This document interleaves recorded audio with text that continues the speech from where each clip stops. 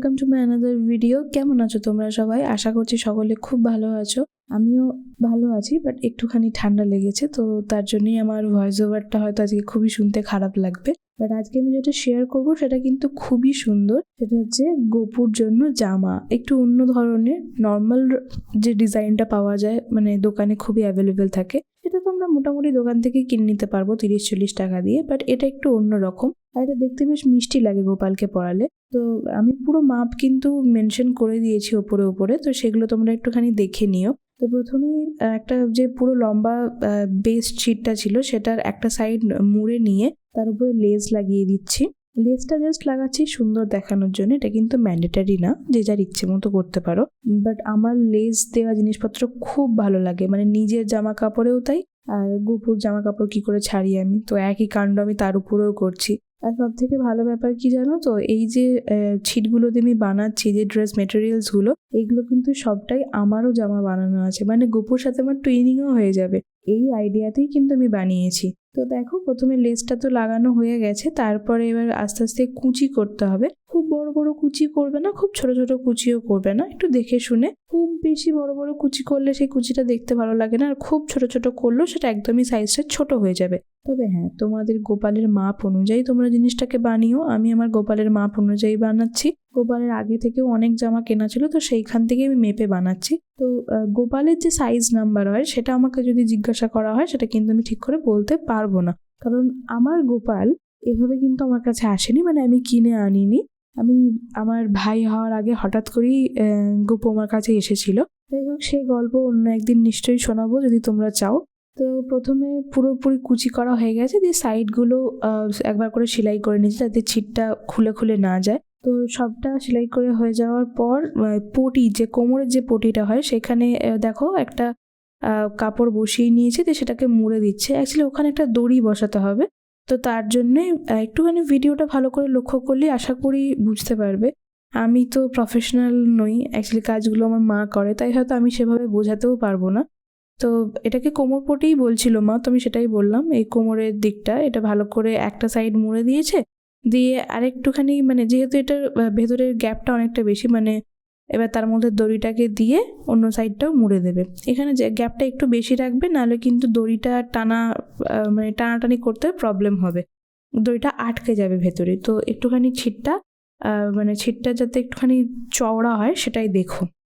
আমার কথার মধ্যে হয়তো অনেক ভুল ত্রুটি থাকবে, প্লিজ তোমরা ক্ষমা করে দিও। আর যে কোনো প্রবলেম থাকলে, তোমরা যদি বানাতে চাও, কোনো রকম প্রবলেমে পড়লেই আমাকে কমেন্ট সেকশনে জানাতে পারো, আমি মায়ের থেকে জেনে তোমাদেরকে জানিয়ে দেবো।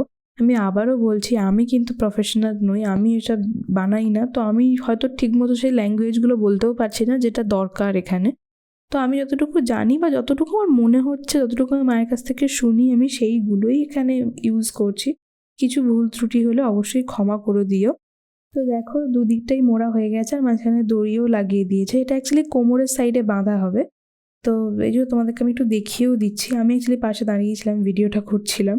যাই হোক, এটা আরেকটা ছিট নিয়ে নিচ্ছি। এটারও মেজারমেন্ট কিন্তু আমি দিয়েছি উপরে, যে কীরকম মেজারমেন্ট নেওয়া হবে।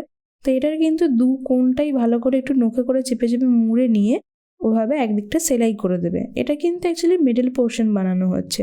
মানে জামাটা যখন আমিও বানাচ্ছিলাম, মানে যখন মা বানাচ্ছিল আমি সামনে ছিলাম, আমারও মনে হয়েছিল এটা কী হবে কে জানি, কেমন হবে, কিভাবে হবে, ভালো লাগবে কি না। বাট যখন এন্ড রেজাল্টটা এলো না, সত্যি বলছি আমার খুব পছন্দ হয়েছে। মানে নর্মাল যে ড্রেসগুলো পরানো হয় তার থেকেও এই ডিজাইনটা আমার খুব ভালো লেগেছে।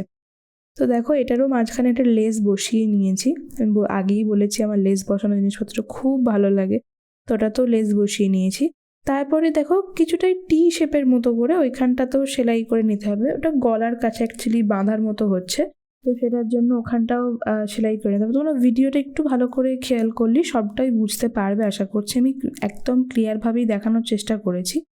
এবার এটাকেও দু সাইডটা ভালো করে, মানে কোণগুলোকে অল্প অল্প মুড়ে, তারপরে গোড়াটাকে আবার মুড়ে নিতে হবে, যাতে সিকিওর থাকে, কোনো সাইড থেকে যাতে খুলে না যায়।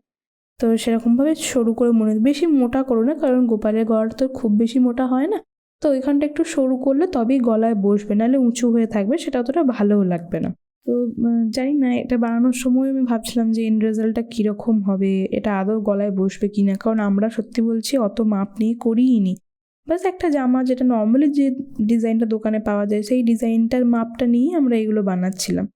তো একটা কনফিউশন তো ছিল, একটা ভয়ও ছিল যে ছিটগুলো কেটে কেটে তো বানাচ্ছি, আদৌ গোপুর হবে তো। তবে সবটাই ভগবানের ইচ্ছা থাকে, যেটা উনি চাইছেন পড়তে তো অবভিয়াসলি সেটা তো হবেই, আমরা কোনোভাবেই আটকাতে পারি না, আমরা তো উপলক্ষ মাত্র। তো দেখো এখানটা পুরো রেডি হয়ে গেছে গলার পটিটা, মা ওরা ডাবল সেলাই দিয়ে দিচ্ছে যাতে ছিঁড়ে না যায় কোনোভাবেই। তবে জানো এই জামাটার একটা বিশেষ বৈশিষ্ট্য আছে, এই জামাটা পরালে কিন্তু আলাদা করে প্যান্ট পরানোর দরকার নেই গোপালকে, এটা একদম পুরো রাউন্ড হিসেবে যায়। যখন এটা পরবে তখন মানে পরানোর ভিডিওটাতে ভালো করে বুঝতে পারবে, এটা খুব সুন্দর রাউন্ডভাবে যায়। তো তারপরে দেখো এটা কিন্তু উল্টো দিকে সেলাই করতে হবে, মানে ওই যে ঘাগরাটা আছে কোমরে তার সাথে কিন্তু উল্টো দিকে সেলাই করতে হবে, এটা কিন্তু একটুখানি লক্ষ্য রাখবে। দেখো এটা কিন্তু একদম উল্টো দিকে সেলাই হচ্ছে, মানে ঘাগরার এন্ড পয়েন্ট কিন্তু এই দিকেই আছে। এটাই মজার ব্যাপার, এটাই পরানোর সময় বেশ সুন্দর লাগে দেখতে, একটু অন্যরকমভাবে। এই দেখো এইভাবে মুড়ে পরানো হবে। তো যাই হোক, আজকের ভিডিওটা কেমন লাগলো অবশ্যই জানিও, ভালো লাগলে একটা লাইক, কমেন্ট, শেয়ার, সাবস্ক্রাইব করে আমার পাশে থেকো। আর প্লিজ কোনো ভুল ত্রুটি হলে ক্ষমা করে দিও, কোনো প্রশ্ন থাকলে কমেন্ট বক্সে অবশ্যই জানাতে পারো। আজকের মতো এইটুকুই, বাই, রাধে রাধে।